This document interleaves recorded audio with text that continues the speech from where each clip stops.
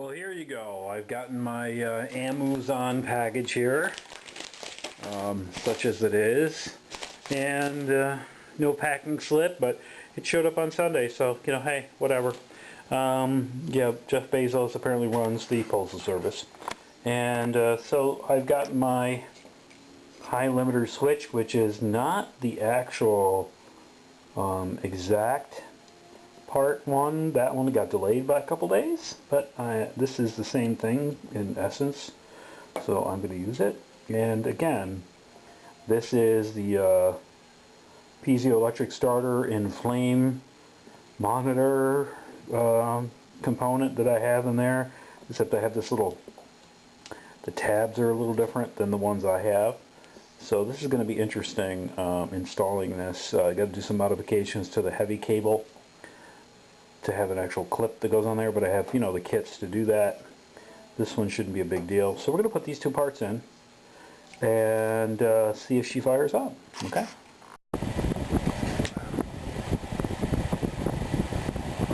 Sounds like it's trying to kick in here.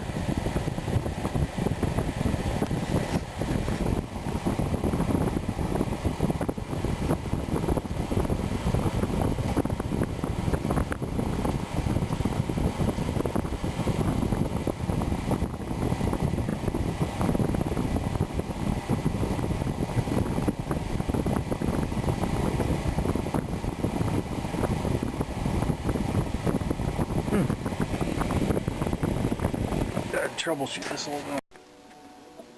Hey everybody, so I've put this on a tripod because I want to be able to show everyone what I'm doing here, which is checking out these connections.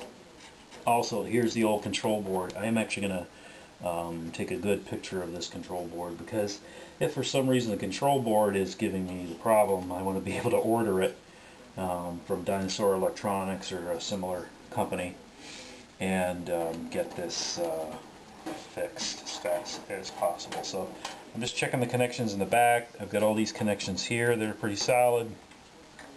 This is one of the connectors to the sail switch over here, which I'm going to pan over. So there's a sail switch here. What happens with that is it's got a long lead on it, flat lead, and when the fan blows, it basically forms a connection when the fan's blowing to let the unit know the fan is blowing, and basically the unit's ready to go. You can see the circuit diagram here, and again I'm just going to check real quick. Okay, so we've got, there we go, get that. So here's your gas valves for your shut-off valves and your start valves here. So this controls the actual, I just want to make sure these are all snug. This is the replacement unit for the high limit switch, but what I'm going to do is, I know the one I had originally, because I pull all this stuff out of my pocket, this is the original one, is pretty beat up, and you can see it's got crud all over it. Obviously it's been hit so many times that this dielectric, this bimetal little disc here is banged in so much, I bet it's just not working anymore. And I physically bent down one of these leads. This lead was not originally looking like that, so I'm just going to bend it back where it was, just to get everybody an idea, like that. So this one looks similar to this one here. That was that lead that was bent. I bent. This one was already straight, already bent up. So it, you know, looks like that. That was bent. I bent this one. I bent this one back. So instead of using this one here, which has the two bent connectors, I'm going to put this one in, because this should be the one that works for the unit. And so I'm going to put that in, although both of these appear to be identical in function. This will be my backup. I'm going to stick this one in. And I know this is, you got the blue lead. That's going to go through this guy here. Here. This one here. Sorry for the through connector thing going on there, but and, you know, it's kind of hiding it a little bit. This one's a little longer. I got to check that, make sure that that's not frayed or anything, because that just got a little too loose. So that goes in there like that, and then we've got to try to fit this unit in there, which is often fun. So I'm going to actually plug this one here. It's going to be easier with the unit out, just to stick this thing in here. Like that. And plug these things in. That one in there. Like so. Make sure that's all in there nice and tight. Then I can take the screws, which I kept in my pocket, and I can take these. Install my limit switch. So this is supposed to function that if things get way too hot in the air chamber where the air is flowing out, and remember this whole rear portion, let me move things around a little bit. This whole rear portion, the burner area is in here. All combustion takes place inside these containers. Okay, that's why you have the igniter here and everything else. So everything else, all the other combustion takes place inside. Fresh air comes in from here, exhaust air goes out here. And so basically all you're doing is you got a circulator fan to blow the hot air out through here. The back of the case has those flexible ducts, and you put the cover on, everything blows from here across and through. So this high limit switch is supposed to detect when things get a little too hot. It's usually rated at about 200 degrees. And so if it starts blowing hotter than 200 degrees, it shuts the unit off. Now in this case, usually what happens is one of these goes bad. It allows it to start, and then it just shuts everything down, which is doesn't really help too much. So we've got this piece here that's pretty much frayed as all get out, and as you can see here, it's shot on this end. And so what I'm going to do is I'm just going to cut it. This cable is really not great cable. This is just flimsy. So I'm going to take it and I'm going to cut it here. The cutter still work. So I've got this part here that I've got to expose, and then I've got this here I'm going to cut off there, and you can see there's just a thin plastic sheath, and then you've got the cable on the inside. But as you can see here, I mean, there's exposed cable already. See, that's already broken off. So any of that's exposed, touching the inside of the case and ground it out, make it useless. So we're going to say bye-bye to that. So now I got to figure out, okay, maybe I shouldn't throw that away just yet. I should figure out how well this strips and what gauge it is, because it looks pretty small gauge. So I'm going to use 18 gauge. Pull it, strip it, and that looks to be about the right gauge, 18 gauge. I didn't take off any more of the cable than I needed. A couple strands, so I might go up a little bit higher. Instead of 18 gauge, I'll go to 16 gauge to do a strip on that one. Let's try that again. So beat up this thing. So I've got a 16 gauge here. Strip it, pull it off. That looks pretty good. That looks pretty good there. Yep. Alright, so I'm going to move this over a little bit more. There we go. So that 16 gauge, that looks to be a good strip. So we're going to do that here. I'll leave that through that little thing there. Another little 16 gauge. And I'm going to strip it. There we go. 16 gauge. It's the same thing on this end, except I'm going to bring this around to give myself a little more room. It's always flipping off there. 16 gauge. There we go. So why is that little bit of that hair that just doesn't want to form there? So we'll do that. We'll twist our strands. We'll get ourselves a nice coupler. I'm going to do a red coupler because that's a fairly small one. These blue ones are a pretty big gauge. I don't need something that big. Just going to put it on this side here. Get her in there. This is normally where I would use some dielectric compound, but right now I'm just trying to get this thing set. So I'm going to squeeze that down. Get this end of the connector good. I'm going to go in here and put that one in. Again, I'm going to work over the top. Make sure that's in. It's in there nice and tight. Take my pliers again. Crimp it. And I'm going to crimp across the entire coupling. Not the greatest pair of pliers, but that's all I got right now. I'm going to make sure that doesn't pull out. It's good. Those little odds and ends. Hopefully I can trim them with some.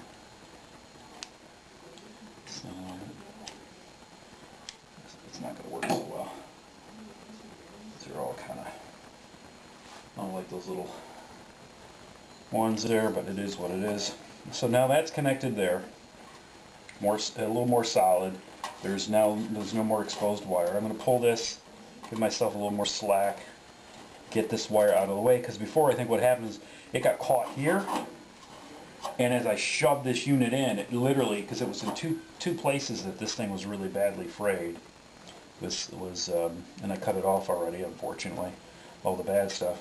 But I think what it did is it got caught here, and as I shoved the unit in, it just literally stripped the cable off, which doesn't help too much. So, turn this garbage out of the way. There's a lot of stuff. And then we're going to look at this here, which is going to be our. I don't want this thing to fall off the camera. I literally have this thing. It's an old piece of junk tripod, and it's got painter's tape to hold it in. So you see this connector here I've got. I just put one in, but you can see it's not really perfect. Not the way I'd like it to be, because it's not. You know, you'd wrap that with electrical tape. There's exposed wire there. What I did find, because of course I don't throw anything out for the most part, is I found myself another one of these. I have another one. As you can see, I pulled off the other furnace, and it's got the sealed ends. Looks to be in good shape. There's no real damage on it. It's a little rough on this end. We probably went through the case. So what I'm going to do is I'm going to disconnect this one out, pull this through. Hopefully, if it has room to do. I'll pull that through. That one there, that one's here. And this one's actually a little longer, which is even better. So I like that even better. So now I can feed this one through. I'm going to feed it through the back way. Here. My reasoning to have, you see this one end's kind of, it seems like it's got a memory to it where it was kind of bent like this. So what I'm doing is I'm just going to bring it in here, work it behind my panel, to try to keep it safe, and then I'm going to take it, plug it right in there, like that. Being careful not to warp the board or damage the board. So I got that piece there. It's kind of tucked in, so that should be good. Got it coming around here, even better. And then let's see here, I'm going to try to get it centered up on the shop here. So now I can bring this around. You see how much more slack I've got with this one, and I can put this right on the end, and that's great. I can shove that in there, give myself a little more slack. So now I've got this end here, which, as you can see, has been jimmy rigged to all end. And I put that heat tape on it, which really was kind of a crap job. So I'm going to take this off. All this rubberized garbage that's just didn't really hold together. I'm going to try to redo this connection now that I still have some slack left. And there's this connector right here I want to save. This has all been like pretty much fried. So I'm going to take this, cut it off here, or here, myself a decent spot to clip it. Now I need to undo all this garbage from this coupling. So I've got this, let's see what's left of this thing here. It's pretty cruddy. So that's it. It's one of those, it's got a little braided coupling, it's got a little friction coupling there, and it's like this long tube. So I'm going to see if I can actually substitute this for something else and not have this horrible little thing on here. But it looks like I don't have anything in my little couplings that's going to do the job other than like another one of these. But only one of them is going to clip onto that thing like that, which may be worth doing, only because I think coupling, which would be the red one, for this, and that way this will just fit. That blade will just fit like that, and that'll just be what it'll be. And put that in there. Something I need to strip this here. Make sure I've got enough slack on the back side. Looks like I do. So I'm going to strip this here. Again, using 16 gauge. Get the crud out of the way, so there's that. Put the little connector on there, right where I can just see it poking through. And then we're going to just get this in there, like that.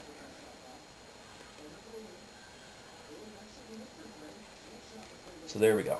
So that connector's on. So this is going to go in here, and then this is going to go basically on like that. So we're good to go there. So we've got, what I hope is, this is connected, this is good, this is a compatible burner unit. I told you a little bit, there was a little popping noise the last time I started this thing up, and it went pop, and must have been residual gas in the burner area, and it just, like a propane cannon that you have on farms, get rid of crows, that thing just sounded off like a cannon. And nothing else happened since then, so it should be okay. This here we've got, obviously, that's the limiter switches in. We've got these connections back on. This splice is good. This new cable, newer cable to it, is on our coil unit, which I believe is a coil unit. So we should be in good shape to reinstall this back into the furnace. Everything hooked up again. Gas line's hooked up. I've left the cover off. It's turning on. Don't know if it'll actually fire up or not.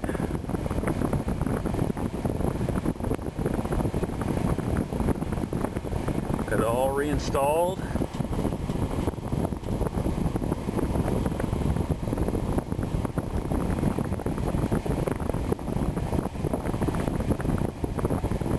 Now, of course, I had the gas line pulled off, so I'm hoping it's just got to wait for enough gas to get in through the line in order to actually, let's see if I actually turned it on. Yeah, I did have it on.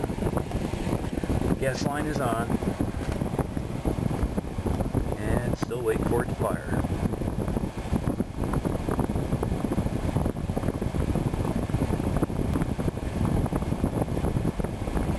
Just being pretty patient about it.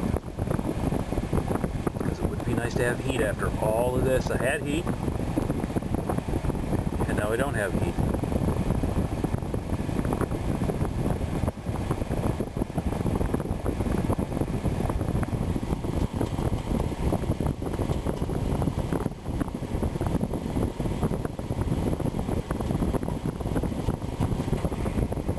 Worst comes to worst, I'll put this back on and see if that makes a difference with this different burner assembly that was in here before. That was the one that was actually, that was working.